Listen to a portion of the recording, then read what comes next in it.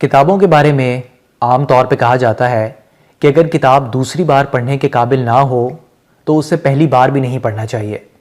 لیکن آج میں جس کتاب کا ریویو پیش کر رہا ہوں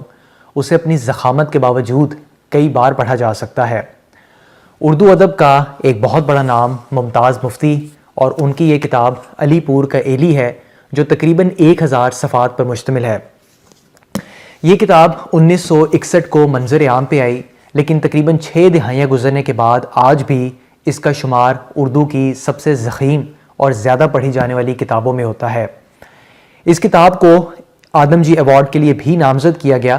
لیکن ابن انشا کے بقول یہ کتاب اس لیے مشہور ہوئی کیونکہ اسے آدم جی ایوارڈ نہ مل سکا۔ بہت عرصے تک اس کتاب کو ایک ناول ہی سمجھا گیا، جہاں علی پور سے تعلق رکھنے والا ایک بچہ ایلی کا فرضی کردار پیش کر کے اس کی شخصیت کا ارتقاء اور زندگی کے مختلف مراحل اور مشاہدات کو دکھانے کی کوشش کی گئی۔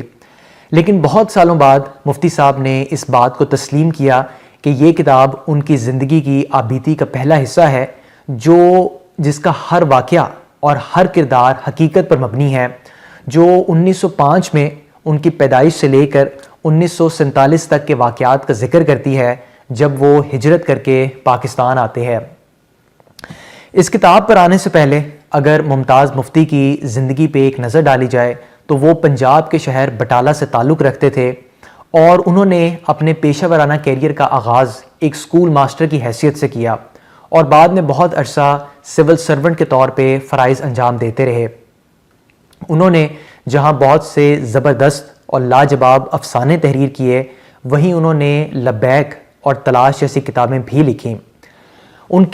کے لکھنے کا اور ان کی تحریروں کی خاص بات یہ ہے کہ ان کے لکھنے کا انداز بہت ہی سادہ ہے۔ وہ بغیر کسی تراش خراش کے، بغیر کسی بڑے جھمیلے میں پڑے بہت کچھ کہہ جاتے ہیں۔ جو بے تکلفی اور بے نیازی ان کی ذات میں کوٹ کوٹ کر بھری ہوئی ہے، وہی بے فکری ان کے لکھنے میں بھی دکھائی دیتی ہے۔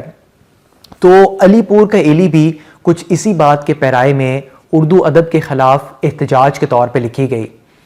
مفتی صاحب کا یہ موقف تھا کہ صرف ادیب ہی کو لکھنے کا حق نہیں ہے، غیر ادیب بھی لکھ سکتا ہے۔ آپ چاہے اسے ادیب نہ مانیں، لیکن کم از کم لکھنے کا حق تو دیجیے۔ اگر اس کہانی کو میں چند سطروں میں بیان کرنے کی ناکام کوشش کروں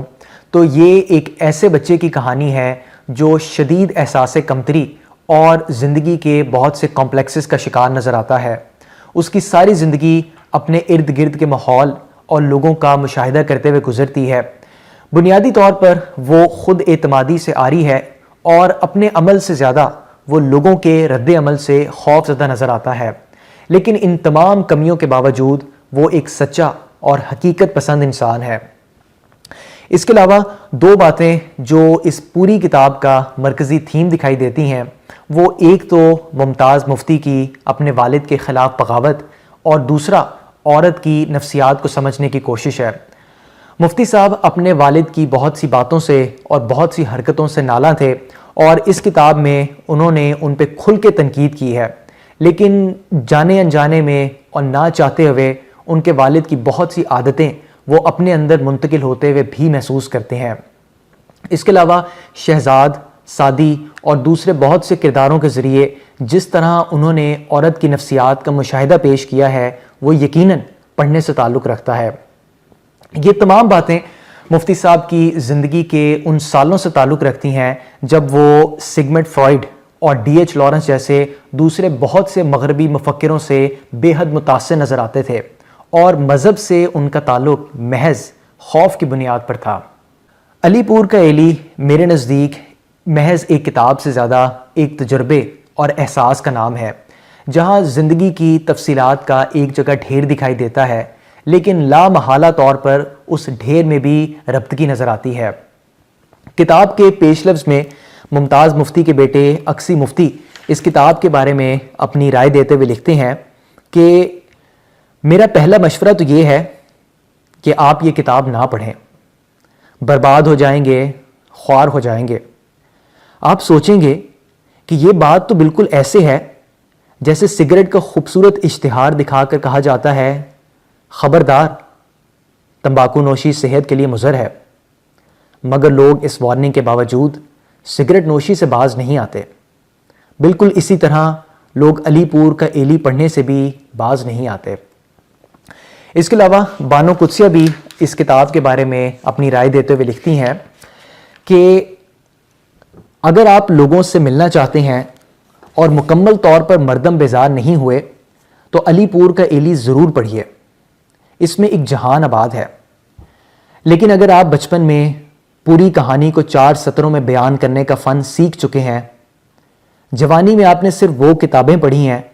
جن کے آخر میں سمری درج ہوتی ہے، اور اگر تباً آپ کم گو، درست بات کرنے والے